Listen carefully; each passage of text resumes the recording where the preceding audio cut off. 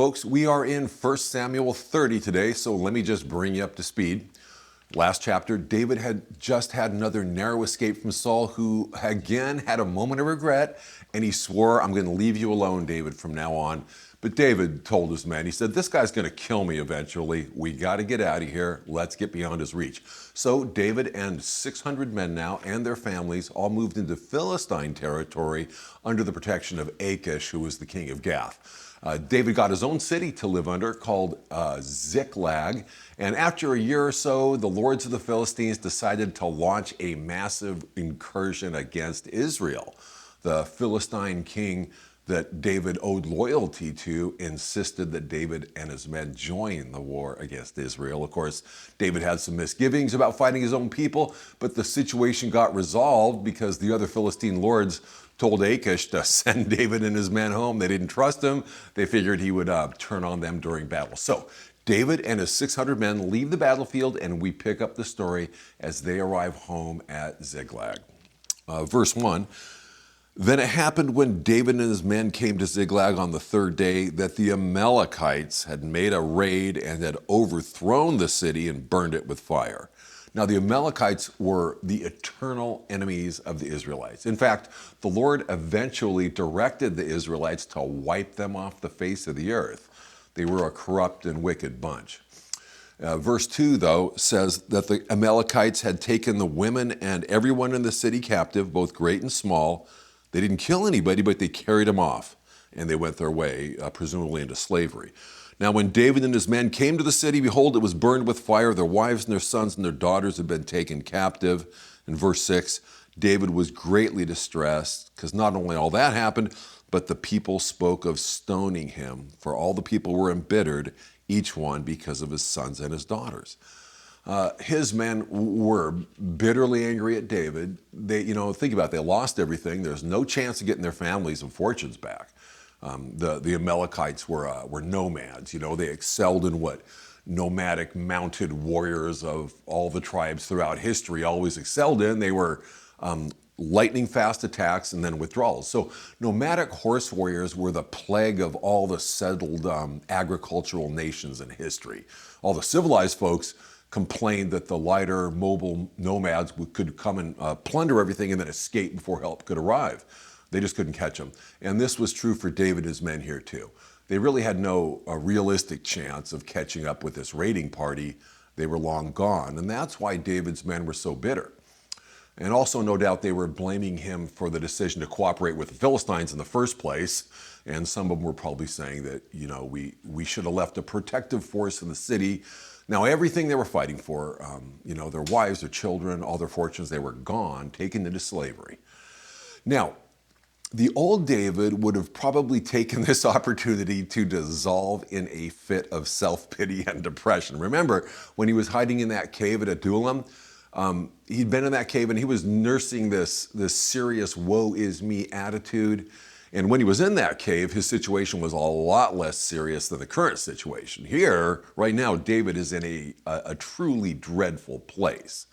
But this time, something is different. And it's different about David. Instead of, collapsing in despair, instead of wallowing in grief at the wretched fate that's come upon him, the next verse tells us this, verse 6.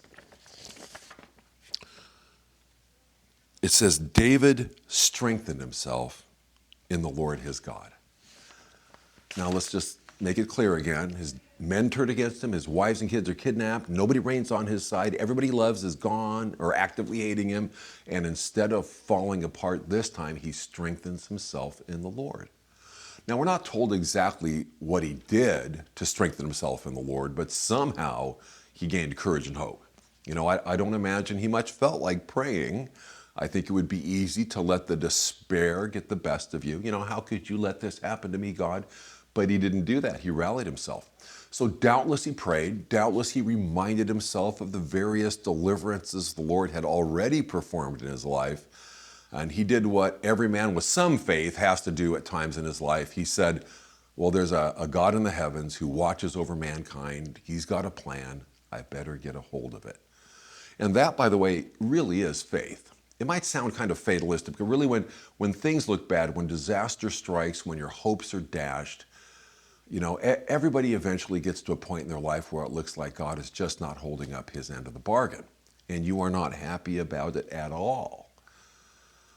But really, what choice do you have? Are you going to jump ship? You're going to become a Buddhist, take to drinking? No, you just have to have enough loyalty to God to keep trudging through it. And honestly, where else are you going to go?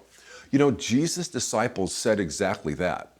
They had hit this really rough patch where all kinds of Jesus' followers were deserting him. And Jesus turned to the 12 and he asked, "Are you planning on leaving too?" And they didn't say, "What? Are you kidding, Lord? You're the best thing that ever happened to us. We love you." They didn't say that. This is what they said. They said, "Lord, where will we go?" It's John 6.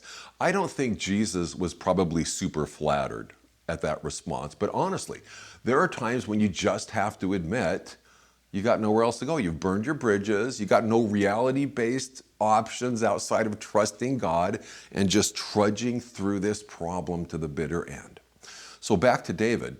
I'm sure he prayed. He worshiped the Lord. He reminded himself of God's faithfulness. Then he got up. He washed his face. He screwed up his courage, and then he stepped out of that tent to confront the situation. And it was a heck of a situation. So now he was a good leader, and he knew that his new plucky can-do attitude wasn't going to carry the day with his men. They wanted to stone him. So he tried to figure out his next step. What's God's plan? Verse 8, then it happened. Oh, forgive me. Verse 8, it says, David then inquired of the Lord, saying, "Shall I pursue this band, and shall I overtake them?"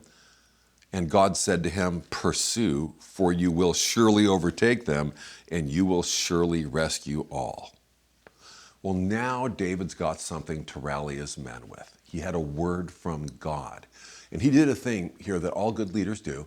He didn't try to get his men to trust him again. I mean, think about it. His track record is spotty at this point. Instead, he challenged his men to trust God, and they did. Verse 9 tells us what happened. So David went, him and his 600 men who were with him, and behold, they found the Amalekites spread all over the land, eating and drinking and dancing because of all the great spoil they'd taken from the land of the Philistines and from the land of Judah. So David slaughtered them from twilight until the evening of the next day. He recovered all that the Amalekites had taken, rescued his 2 wives. Nothing of theirs was missing, great or small, sons or daughters, spoil or anything else they'd taken for themselves. David brought it all back. So this outcome was really positive, and it was positive for David and for his men because they didn't waste their sorrows. They obeyed the Lord even when things seemed hopeless. They were loyal to God, and God rewards loyalty. So tomorrow, in the next chapter, the result of David's obedience is going to be contrasted with the results of Saul's disobedience. And tomorrow, finally, God's justice is going to fall on Saul.